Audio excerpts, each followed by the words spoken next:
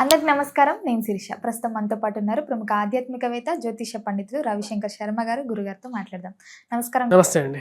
గురుగారు, ఈ ఫిబ్రవరి మాసంలో తులారాశి వారికి ఎలా ఉండబోతుంది? ఎలాంటి జాగ్రత్తలు తీసుకోవచ్చు అంటారు? తులారాశి వారికి ఫిబ్రవరి నెలలో సానుకూలమైనటువంటి ఫలితాలే గోచరిస్తూ ఉన్నాయి. వృత్తిపరంగా, వ్యాపారపరంగా సానుకూలంగా ఉంటుంది. రాశిలో ఉండేటువంటి వారికి నూతన ఉద్యోగ అవకాశాల గురించి ప్రయత్నం చేసేటువంటి సమయాల్లో కొన్ని జాగ్రత్తలు అనేవి తీసుకోవాలి. మార్పు చేర్పుల విషయంలోనూ చేసేటువంటి ఉద్యోగంలో అనుకూలంగా ఉన్నప్పుడు మార్పు గురించి కొంచెం తక్కువగా ఆలోచించడం కూడా కొంచెం మంచి పని అవుతుంది. ఎందుకంటే గ్రహస్థితి అంత అనుకూలంగా లేదు. ఈ రాశిలో ఉండేటువంటి వారికి మెయిన్గా వచ్చేటప్పటికి మనం గమనించినట్లయితే ఈ రాశిలో ఉండేటువంటి వారికి ఉన్నటువంటి స్థితిలోనే కొనసాగడం మంచిది. ఎందుకంటే గురువు యోగకారకమైనటువంటి స్థితిలో అనుకూలమైనటువంటి స్థానంలో ఉన్నాడు.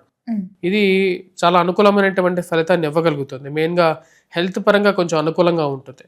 కానీ ఫైనాన్షియల్గా ఇన్వెస్ట్మెంట్స్ గురించి ఎక్కువగా ఆలోచించేటువంటి వారు, అంటే స్పెక్యులేషన్స్లో కానీ పెడదామా, లేకుండా ఉంటే రియల్ ఎస్టేట్లో పెడదామా అన్నట్టు ఆలోచించేటువంటి వారు కొంచెం జాగ్రత్తలు తీసుకోవాలి. ఎందుకంటే ఈ మంత్ అంటే లాస్ట్ మంత్ నుంచి, అంటే జనవరి నుంచే యాక్చువల్గా వచ్చేటప్పటికి కుజుడు నీచత్వం పొందున్నాడు వీళ్ళకి, ఈ రాశిలో ఉండేటువంటి వారికి. కాబట్టి కొంచెం జాగ్రత్తగా ఉండాలి. సెల్ఫ్ డ్రైవింగ్ విషయంలో కొంచెం ఆలోచించాలి. దూర ప్రాంత ప్రయాణ విషయాల్లో ఆలోచించడం మంచిది.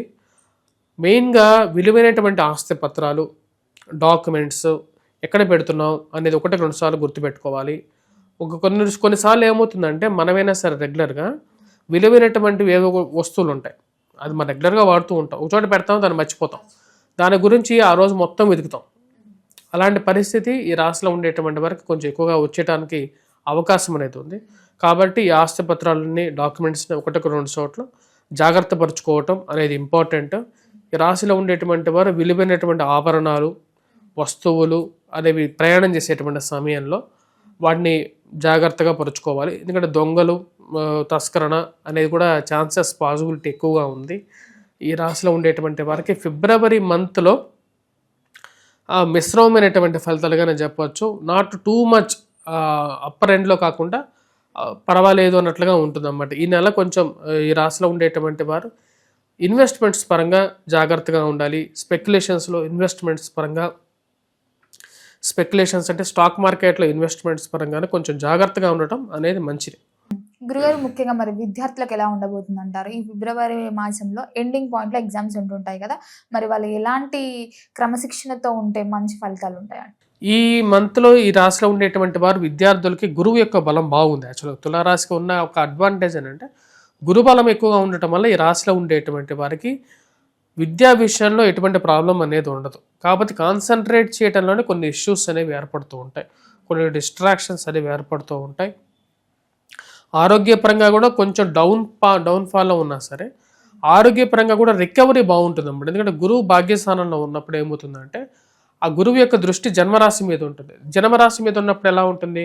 హెల్త్ పరంగా బెటర్గా ఉంటుంది. దాని తర్వాత మానసికమైనటువంటి కరెక్ట్నెస్ ఉంటుంది. కాకపోతే ఫైనాన్షియల్గా వచ్చేటువంటి ఆదాయ వనరు ఏదైతే ఉంటుందో, అంటే డబ్బుల విషయంలో, రావలసినటువంటి డబ్బు విషయంలోనూ, వ్యాపార పరంగా వచ్చేటువంటి విషయంలో కొన్ని అబ్స్ట్రక్షన్స్ అనేవి కనపడుతూ ఉన్నాయన్నమాట.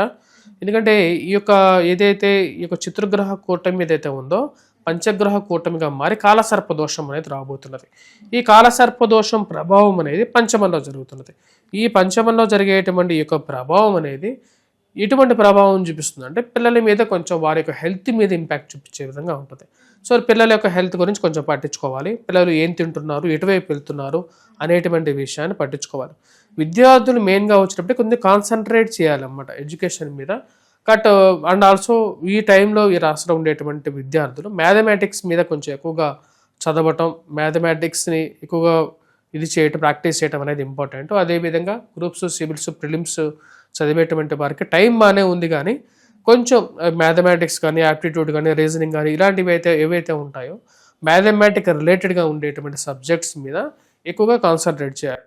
గురుగారు, ముఖ్యంగా గత సంవత్సరం నుంచి ఎవరైతే వివాహాల కోసం ప్రయత్నిస్తున్నారో ఈ మాసంలో వివాహ యోగం ఉందంటారా? ఈ ఫిబ్రవరి మంత్లోన, ఫిబ్రవరి నెలలో వచ్చేటప్పటికి వివాహ సంబంధితమైన విషయాల గురించి సంబంధాలు రావటం జరుగుతుంది. పంచమంలో ఈ రాశిలో ఉండేటువంటి వారికి పంచమంలో ఉండేటువంటి పంచగ్రహ కూటమి ఏదైతే ఉందో అంత అనుకూలంగా లేదు. బట్ ఏంటంటే వివాహ ప్రయత్న సంబంధితమైన విషయాల్లో సానుకూలమైనటువంటి ఫలితాలు పొందగలుగుతారు. కుటుంబంలో కొంచెం ప్రశాంతత పొందడం అనేది జరుగుతుంది. ఎందుకంటే భాగ్యస్థానంలో ఉన్నాడు కాబట్టి, గురువు ఉన్నాడు కాబట్టి. అదేవిధంగా విదేశీయాన ప్రయత్న సంబంధితమైన విషయాల్లో అబ్రాడ్లో ఉండేటువంటి వారికి కూడా కొంచెం జాగ్రత్తలు తీసుకోవాలి. ప్రయాణ విషయాల్లో కూడా కొంచెం జాగ్రత్తలు తీసుకోవాలి.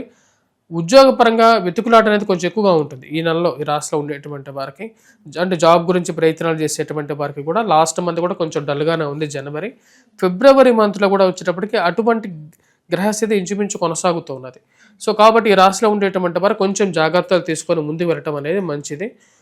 మెయిన్గా విత్ రెస్పెక్ట్ టు ఎక్స్పెండిచర్ అనమాట. అంటే డబ్బులు ఖర్చు పెట్టేటువంటి విషయంలో మనీ ఖర్చు పెట్టచ్చు. మనీ ఎంతవరకు ఖర్చు పెట్టచ్చు? మన దగ్గర ఉండేటువంటి డబ్బు మన కష్టానికి కలిగించకుండా ఉండేంత వరకు ఖర్చు పెట్టచ్చు. అంటే ఎంతవరకు లిమిట్స్ ప్రకారంగా ఖర్చు పెట్టాలి. దానికి మించి ఖర్చు పెడితే ఏమవుతుందంటే దుర్వ్యయం అవుతుంది.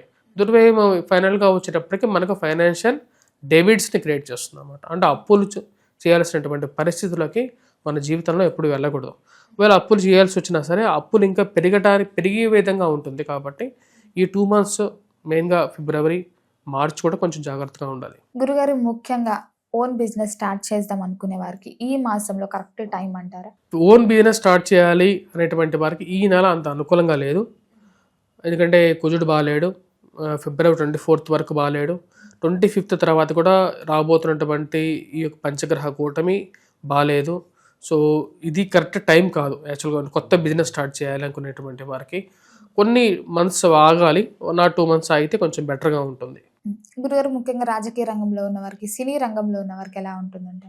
సినీ రంగంలో ఉండేటువంటి వారికి కూడా ఏంటంటే కొంచెం టఫ్ టైంగా ఉంటుంది.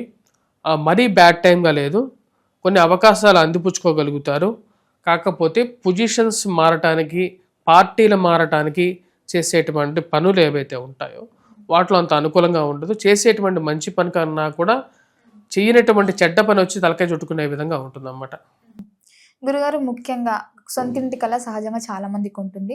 ఎవరైతే సొంతింటి కోసం ప్రయత్నిస్తున్నారో మరి ఈ మాసంలో వారికి గృహ యోగం ఉందంటారా? ఈ మంత్లో గృహయోగం ఈ రాశిలో ఉండేటువంటి వారికి వెతుకులాటగా ఉంటుందన్నమాట. అంటే ఒక గృహం గురించి వాళ్ళ డ్రీమ్ హౌస్ అని అన్నారు కదా మీరు ఇందాక. అంటే వాళ్ళ కళల గృహం గురించి వాళ్ళు ఎక్కువ సార్లు వెతకాల్సినటువంటి పరిస్థితి. వెతుకుతూ తిరుగుతూ అది వాళ్ళ అంచనాలకి అందకుండా, అంచనాలకి అందుకున్నా సరే దాని రేట్ అనేది చాలా ఎక్కువగా ఉండటం, మళ్ళీ ఇంకో గృహం గురించి వెతకటం, ఇలా తిరగాల్సినటువంటి పరిస్థితి పట్టే విధంగా ఉంటుంది. గురుగారు ముఖ్యంగా మరి ఈ మాసం అంతా తులారాశి వారికి ఇంకా బాగుండాలంటే ఏ దైవాన్ని పూజించమంటారు? ఎలాంటి పరిహారాలు చేసుకోవచ్చు అంటారు? ఈ మాసం ఈ రాశిలో ఉండేటువంటి వారు మెయిన్గా పూజించాల్సింది వచ్చేటప్పటికి కుజగ్రహ మంత్రజపం చేసుకోవటం, హనుమాన్ చాలీసా పఠించటం, వాటితో పాటు ఈ రాశిలో ఉండేటువంటి వారు దుర్గాదేవిని పూజించాలి. అదేవిధంగా సూర్యోపాసన చేయాలి. సూర్యనారాయణ స్వామిని పూజించాలి. వాటితో పాటు ఈ రాశిలో ఉండేటువంటి వారు సూర్య నమస్కారాలు చేయాలన్నమాట. విద్యార్థులు కూడా సూర్య నమస్కారాలు చేయాలి. ఇవి మంచి యోగకారకమైనటువంటి ఫలితాలు ఇస్తాయి. ఆరోగ్యపరంగానూ అనుకూలంగా బలాన్ని ఇవ్వగలుగుతాయి. గురుగారు మొత్తం మీద ఫిబ్రవరి మాసంలో తులారాశి వారికి ఎలా ఉండబోతుంది, ఎలాంటి జాగ్రత్తలు తీసుకోవాలి తెలియజేసినందుకు ధన్యవాదాలు.